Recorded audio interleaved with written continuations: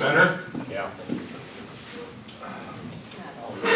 Just right there, this is not on the list. There's another page underneath there. We'll see that this gets onto the website before the next meeting. Okay, is there a second to this motion as presented? Or It's been moved and seconded that we fill in these blanks with the listed DBA levels in those blanks. Is there any discussion on this motion? Start that. any discussion on the motion?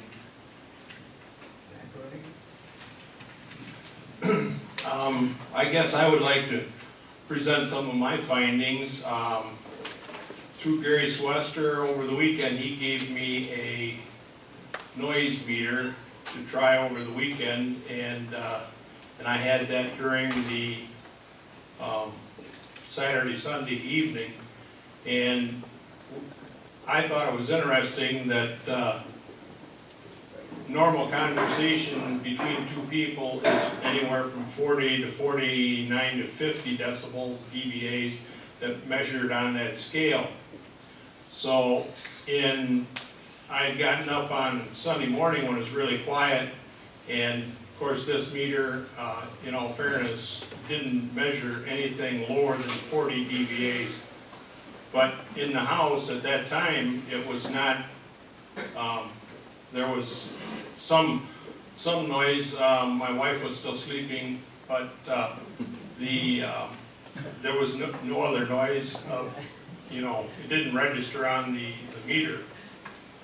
So my take on this, that I believe that it calls for 40 dBAs from 10 o'clock to 6 a.m. in the morning. During those sleeping hours, most people would be fair and equitable. I know myself personally, I have a sleep problem, so any noises may affect my sleep. So when the 40s seem to be very quiet, so I don't know that that's reasonable or not, but I think it'd be a great place to start.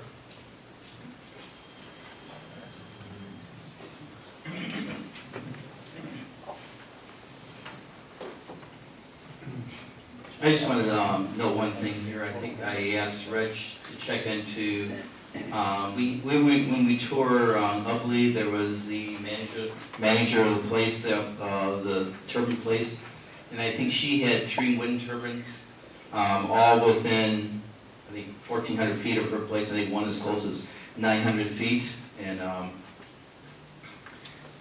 I think she was doing okay with noise levels at that time.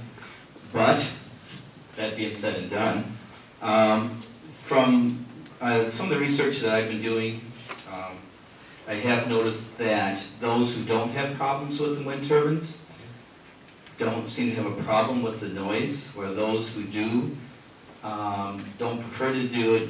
It's like anyone else. If there's a particular noise you hear and it bothers you, then it will continue to bother you even more so. So, with that vein, I guess a thought is I'd like to have considered that maybe we do, I don't have a problem with the 40 and 45 at non-participating. But I think, is this all that the audible sound is addressing, is non-participant properties? Are you thinking about something for other areas besides the ag district? That was my question. Well, I was actually thinking that for those who choose to have the turbines, where are we at? Oh. Is this, I think this ordinance this particular paragraph just addresses non-participating? Right. Okay.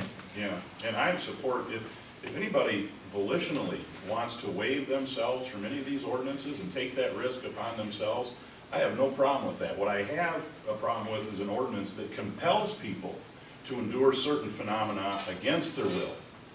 And I don't think that's reasonable. Yeah, and I don't necessarily contest that either. So. And as far as the other areas, I do have another motion. For the residential areas and mixed-use areas, I have another motion. I don't know if there's any language in this because we're focused on ag, but I'm going to propose a 35 decibel standard for any non-ag area in our jurisdiction or any abutting jurisdiction. Which is not that much different than what Reading is proposing. That's correct. Okay. That will essentially create a setback around the perimeter of the high-density residential areas. Any other discussion on this motion? If I were to write an ordinance that I know I could guarantee would protect everybody in this township, we would have to get down into the mid-30s. That's where I support it, that's where I think it needs to be. I recognize that our attorney will not support a level that low, and in the end, it may be up to him to do that. I can produce tons of documentation. I think I put half of you asleep listing the documentation I used to come to this conclusion to show levels under 40.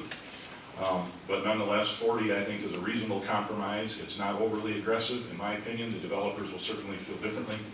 But in the end, it's our job to protect the health, safety, and welfare of everybody, and not at the expense of the interest of a few.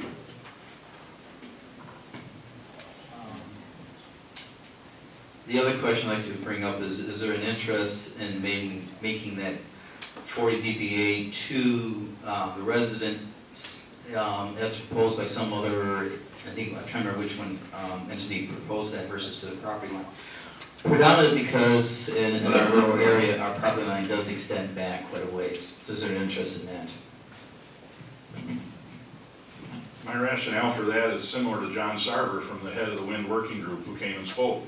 And he feels those should be measured from the property line. If I own 500 acres and I'm not a participant and it goes from road to road and I want to put a house lot on the other side, but we now have 55 decibels of noise on the back end of my property, it makes it impossible for me to build that, where we're recognizing only to residences. I think the property line is a reasonable standard because I have a right to enjoy all of my parcel in the way I see fit, and not just the part around my house.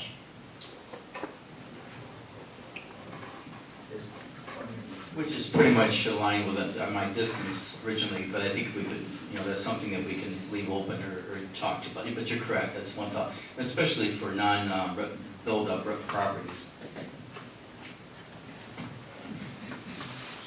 So your idea then would be that would you go along with this motion the way it is presented? I think it's a starting point. I think so. Yeah, we can start with that. Is there any further discussion on this motion? If not, we'll proceed to vote. Roll call.